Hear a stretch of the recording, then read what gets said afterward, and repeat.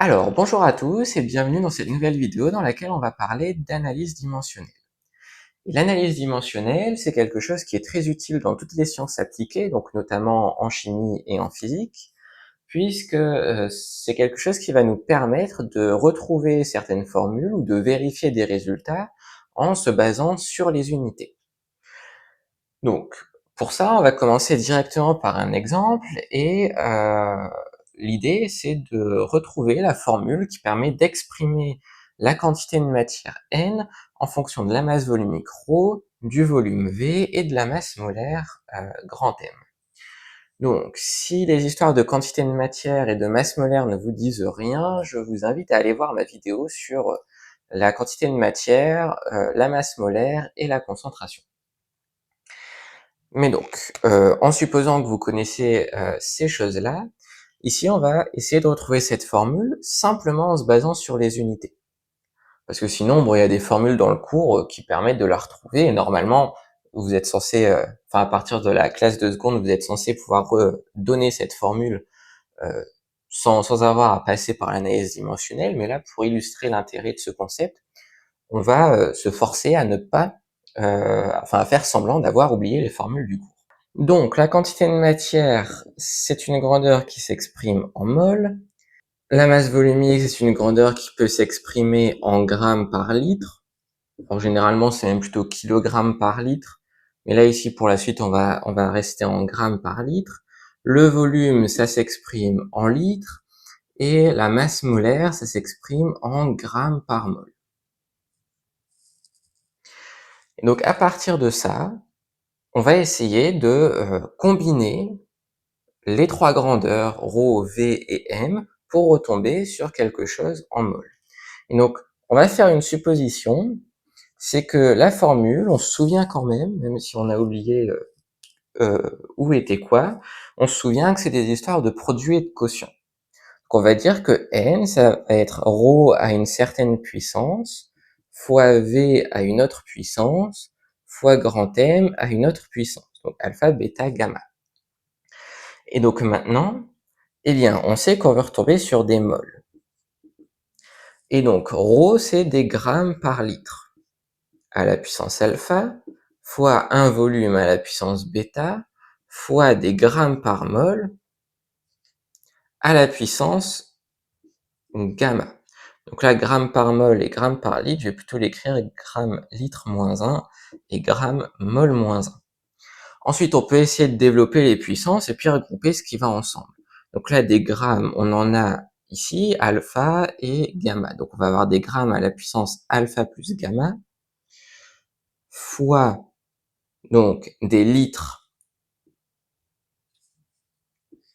à la puissance moins alpha, ici, donc V c'est en litres.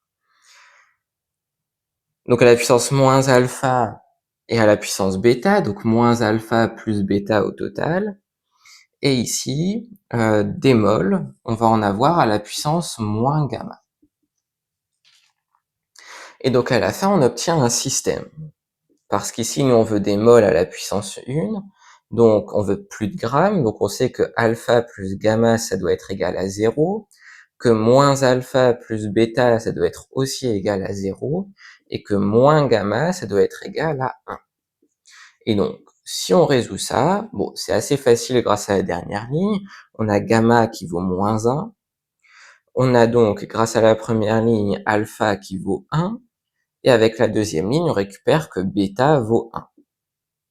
Donc au final, on a que n, c'est égal à ρ puissance 1 fois v puissance 1 fois grand M puissance moins 1. Ça serait écrit plus simplement ρ fois v sur m. Et donc, grâce aux unités, on a pu retrouver la formule qui fait intervenir petit n, ρ, v et grand M. Donc on peut utiliser la formule comme ça. Si on a un gros trou de mémoire, eh bien on peut essayer de bricoler avec les puissances pour retomber sur les bonnes unités, donc en ayant des systèmes comme ça. Maintenant, bon, déjà normalement c'est mieux de connaître ces formules parce que ça permet de gagner du temps, Et puis surtout, l'analyse dimensionnelle, c'est plutôt utile pour vérifier ses calculs ou pour identifier rapidement des erreurs.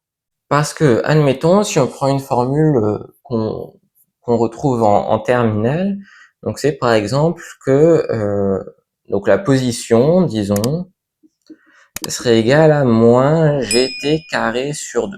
C'est un truc qu'on retrouve en faisant un exercice très classique en terminale, mais on s'en fiche de savoir d'où ça vient, juste on va partir de cette formule. G, c'est l'accélération de pesanteur, donc c'est 9,81 mètres seconde moins 2. T, c'est le temps, et Z, c'est une position. Donc là, c'est la position au cours du temps d'un système.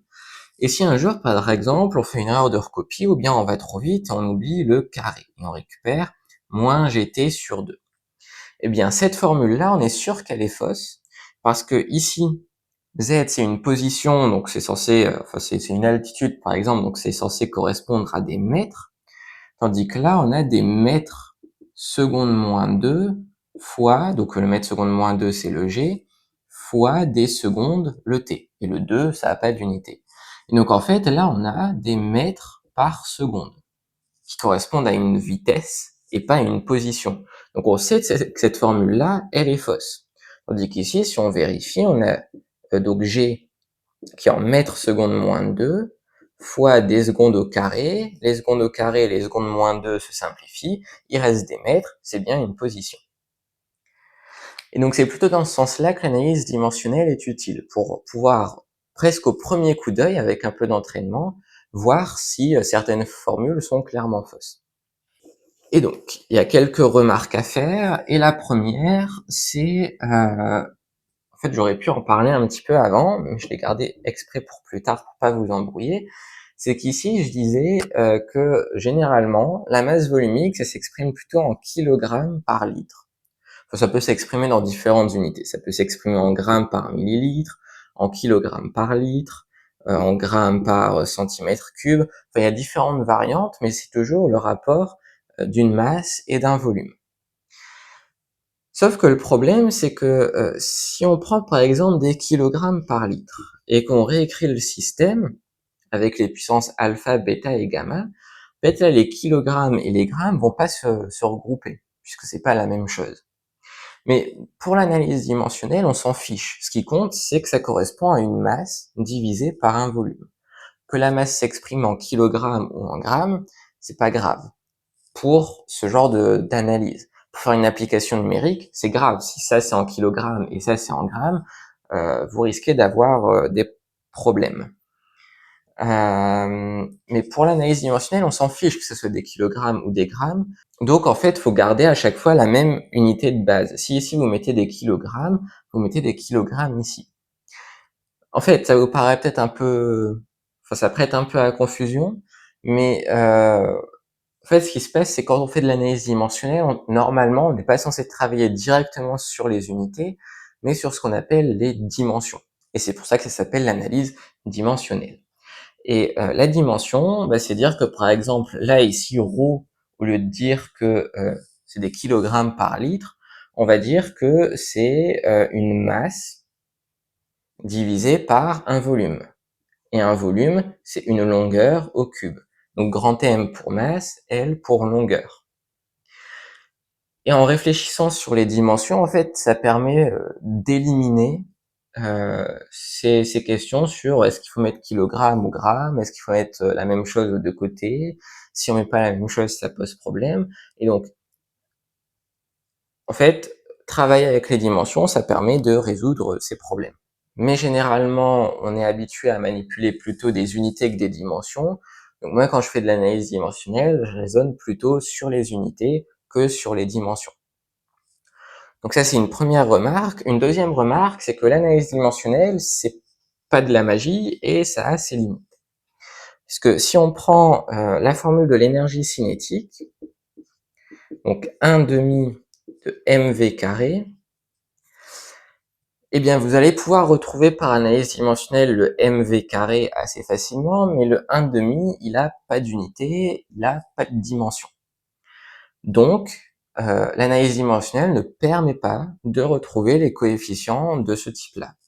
Donc, c'est une des limites de l'analyse dimensionnelle. C'est que les coefficients constants, on les retrouve pas. Une deuxième limite de l'analyse dimensionnelle intervient quand on a en fait plusieurs fois le même type de grandeur. Par exemple, donc il y a une formule en mécanique pareil qui est utilisée, c'est le fait que la force d'interaction gravitationnelle, c'est grand G fois une masse 1 fois une masse 2 sur une distance au carré fois un vecteur. Et ici, le problème, c'est que vous avez deux masses qui interviennent dans la formule, donc qui ont la même unité et donc la même dimension. Et ça, c'est un problème parce qu'en fait, dans le système, vous allez avoir plus d'inconnus que d'équations.